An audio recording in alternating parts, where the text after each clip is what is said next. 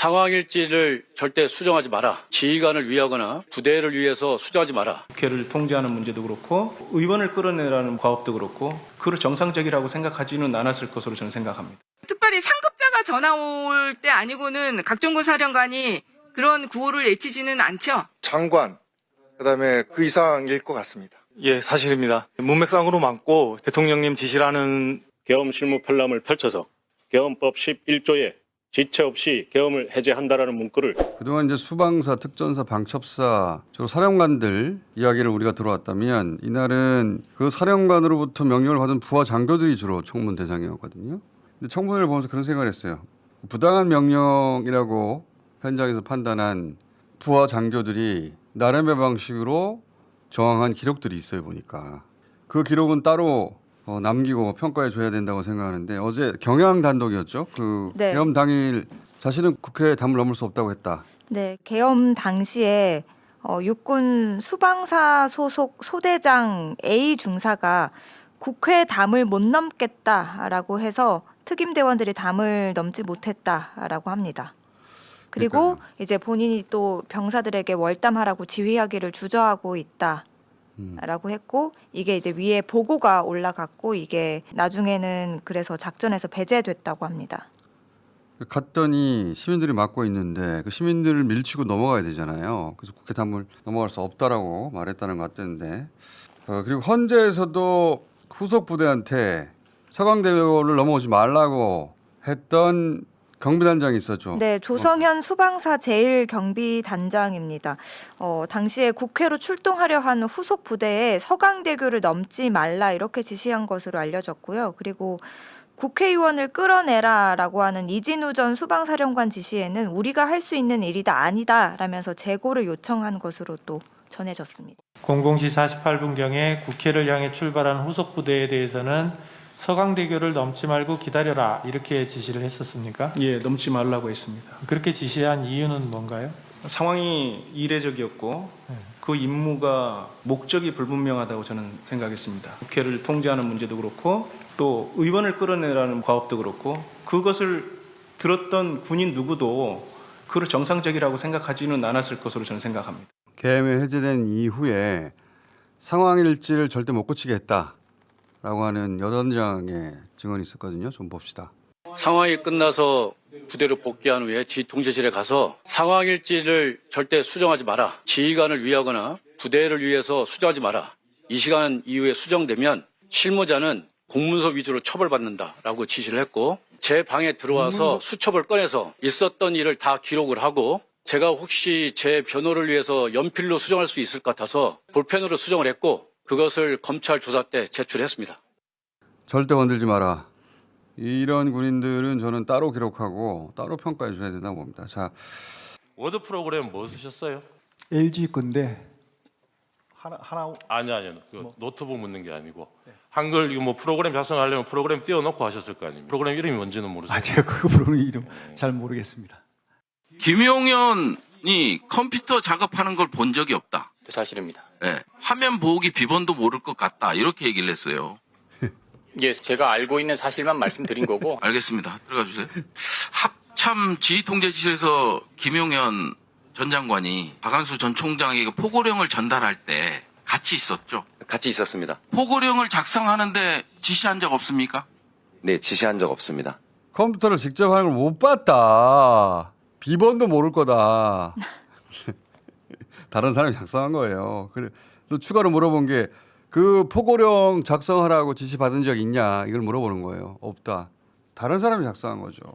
저는 대통령실의 누군가로 의심합니다. 근데 뭐 뒤에 나왔는데 그 포고령이 담겼던 봉투가 대통령실 봉투라고 합니다. 그러니까요. 거기서 나왔다. 대통령의 가장 두터운 신임을 받는 김건희 씨와도 가까운 그래서 한 번도 교체되지 않은 누군가 아니겠는가. 그 정도 신임은 받아야 이런 핵심 문건을 작성하죠. 그렇지 않겠어요?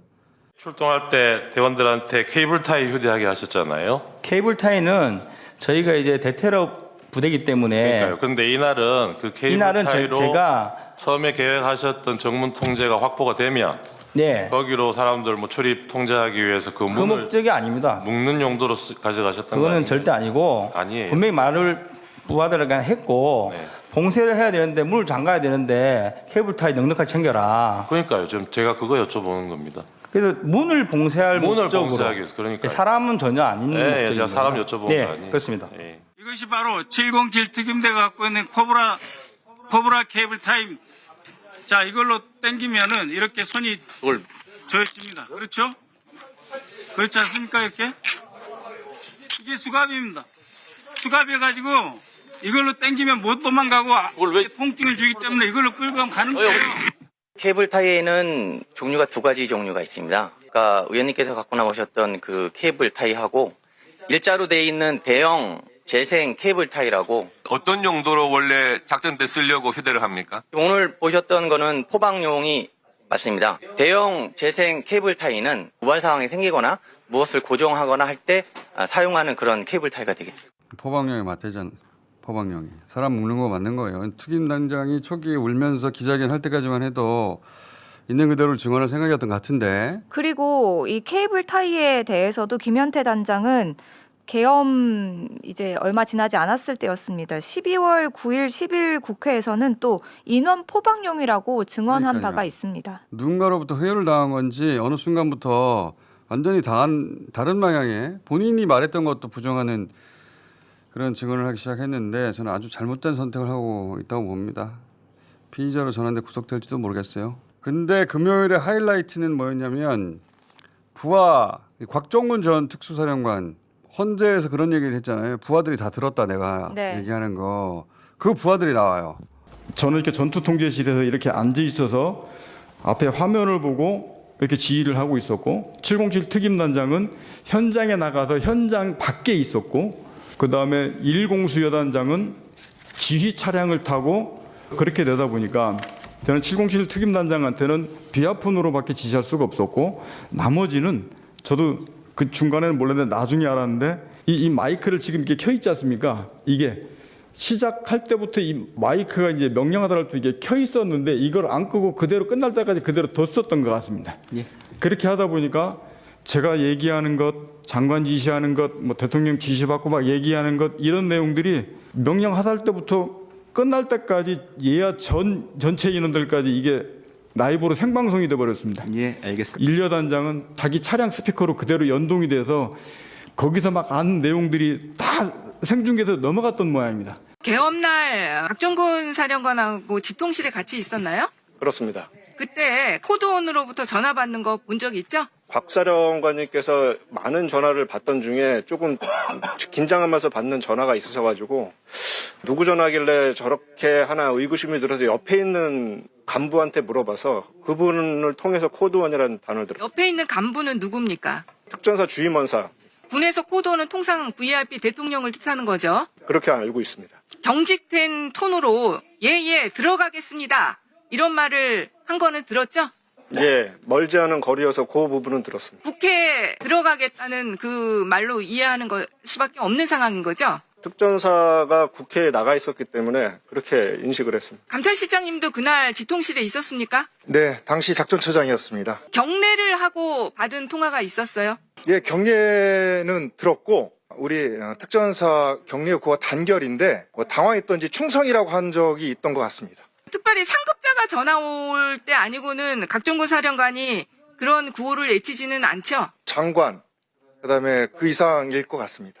문을 부수고 국회의원 끌어내라, 필요하면 전기를 차단해라 이런 지시를 받았죠? 네. 00시 50분에서 01시 사이에 보안폰으로 전화하셨습니다. 화상회의를 했는데 대통령님께서 문을 부셔서라도 국회의원을 끄집어내라고 말씀하셨어. 전기라도 필요하면 끊어라. 이렇게 말씀하셨습니다. 또 그 지시를 이상현 단장에게 전달을 한 거죠?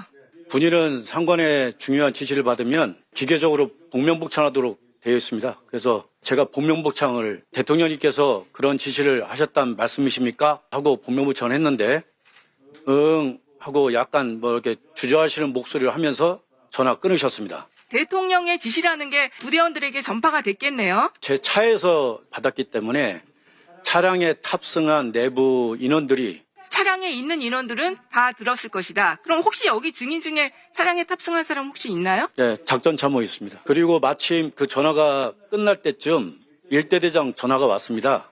그래서 제가 대통령께서 이러한 지시를 하셨다라고 했는데 나중에 수사 과정에서 그 녹취가 돼 있는 게 확인됐습니다. 네, 녹취까지 있다는 것이죠? 네. 여단장님 진술 들으셨잖아요?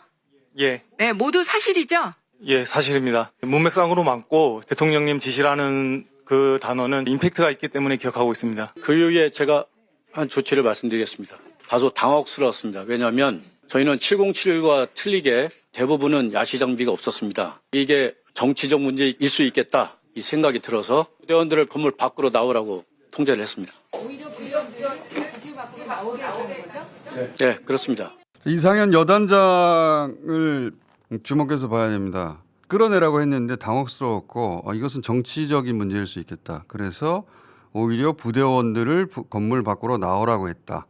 그리고 부대에 복귀한 이후로는 네, 수정하지 말라고. 상황일지. 예, 네. 수정하지 말라고. 내가 심지어 말하더라도 수정하지 말라고. 그래서 본인은 자기가 자기 변호를 위해 수정할까 봐 볼펜으로 썼다. 상황일지를. 이런 분들 주목받아야 됩니다. 수방사 일경비 단장님. 예, 헌법재판소에 나오셔서 의원들을 끌어내라라는 명령을 받았다고 진술을 하셨습니다. 제가 기억하는 것은 내부로 들어가서 네. 의원들을 끌어내라. 뭐 명령을 하다는 인물은 누구입니까? 저희 사령관입니다. 네. 방첩사 군사기밀 수사실장입니다. 방첩사령관이 우리 실장님께 비원 벙커에 가서 50여 명이 비원 벙커에 구금할 수 있는 시설이 있는지 확인하라고 지시를 하셨죠. 예, 맞습니다. 확인해보니까 어땠어요? 확인하기 전부터 예. 수방사 내에 군사경찰단의 미결수용소라는 예. 정상적인 구금 시설이 있음에도 예. 비원 벙커를 확인하라는 것 자체가 예. 정상적이지 않았고 아무리 중죄를 저지른 간첩이라도 예. 비원 벙커에 구금하는 것 자체가 예. 추후에 인권 침해 등 문제가 있을 것으로 그렇습니다. 판단했습니다. 예. 00시 반부터 20여 분간 현장을 둘러본 결과 네. 실제로 화장실 문제, 그다음에 CCTV 등 관리 시스템의 문제, 제반 시설 여건이 불비해서 00시 55분경에 수사단장과 참모장에게 비원 벙커는 구금 시설로 사용이 불가하다고 보고를 하였습니다. 단장님은 체포 및 구금은 명확하게 여전 사령관의 지시였다. 사령관이 유치 추정만 요청했을 뿐 체포나 구금을 지시한 사실이 없다고 주장하고 있다고 검찰이 말을 하니까 사실이 아니다. 당연히 여전 사령관이 구금을 지시했다. 위치 추정만 하라고 말씀하신 건 아니다라고 진술하셨죠. 예. 12월 4일 새벽 1시경에 사령관이 이재명, 우원식, 한동훈 3명에 집중하라는 지시 받으셨죠. 예, 00시 한 30분경 정도 됐을 거예요. 부하 장교들이 그냥 있는 그대로 자기가 알고 있는 그대로 다 말하는 거예요. 예. 방첩사령관은 검찰에 가서 연영일 방첩사령관 그렇게 주장했나 봐요. 자기는 체포 지시하지 않았고 명단도 주지 않았다. 그런데 이 말에 대해서 아니다. 나는 그런 명령을 직접 들었다. 방첩사령관으로부터 받았다. 그리고 또 한 사람은 비원 벙커 가서 구금했어야 하니까 구금 시설도 확인한 거예요. 그러니까 지시가 내려왔으니까 가봤겠죠. 그렇죠. 그리고 거기는 적합하지 않다고 보고까지 했고 그러니까 이게 계엄이 작가하고 끝내려고 했다는 게 다 거짓말인 거죠. 여인영 방첩사령관도 검찰에 가서 자기한테 불리한 것들은 아니라고 부인했으나 부하들이 아니요 저는 받았어요 라고 다 했고 방첩사 수사조정과장님 김대호 수사단장으로부터 정치인들 체포하라는 지시 받았죠. 네. 체포한다는 지시와 그리고 명단을 불러주셔서 받아 적었습니다. 그 메모한 거는 지금 수사기관에 제출됐습니까? 제출돼 있습니다. 이재명, 우원식, 한동훈, 조국, 김민석, 김민웅, 김명수, 김어준, 박찬대 뭐 이런 사람들이 다 명단에 들어가 있는 거죠. 예, 맞습니다. 나중에는 계엄 해제 의결이 임박하니까 이재명, 우원식, 한동훈 체포에 집중하라고 명령이 내려왔죠. 현장 수사관들과 그룹 통화를 통해서 김대우 단장님께서 그 해당 인원들에 대한 우선 체포 지시를 내리시는 것을 옆에서 지켜봤습니다. 단장도 아니고 과장이에요. 단장은 직접 들었고 과장은 옆에서 지켜봤다. 그 마지막에 이재명, 우원식, 한동훈 3명에 집중하라는 지시를 받았다는 것에 대해서는 김대우 단장도 똑같이 증언을 했습니다. 그러니까 2중 3중으로 백업이 되고 메모도 있고 다 제출돼 있고 녹취도 있고 빠져나갈 수가 없어요. 헌재에서 윤석열이 혼자 꾸물꾸물 해봐야 안 된다고. 그러니까 윤석열 측에서는 그 홍장원 차장의 특히 메모에 대해서 메모 쓴 시각, 장소 이런 걸 문제 삼고 있는데 메모 자체는 이렇게 여러 사람을 통해서 존재가 확인된 겁니다. 검찰에 제출됐고 우리는 이 진술을 청문회를 통해서 처음 듣게 되지만 검찰의 진술 조서는 다 헌재에 증거로 채택돼서 가 있어요. 그러니까 헌재 재판관들은 이걸 다 보고 있는 겁니다. 윤석열이 그 앞에서 쭈글쭈글 해봐야 소용이 없어요. 대통령의 서명이 들어간 계엄 선포문이 있어야 돼. 네. 윤석열이가 계엄 선포하잖아. 내가 서명하고. 그 거기에 대통령의 서명이 있어야 된대. 그렇죠. 그리고 대통령의 서명이 들어간 계엄 포고령도 있어야 되는 거야. 포고령 우리 봤잖아. 네. 그런데 둘 다 없었다는 증언이 나왔습니다. 서명이 들어간 대통령의 계엄 선포문인 공고문과 그리고 이미 포고령 1호가 발령되었다고 하는데 당시에 합참 계엄과장으로서 지원 임무를 간 저는 그 서명이 들어간 계엄 포고령 1호도 보지를 못했다는 게 팩트입니다. 팩트입니다. 이 사람이 못 봤으면 끝난 거예요. 그죠? 끝난 거예요. 끝.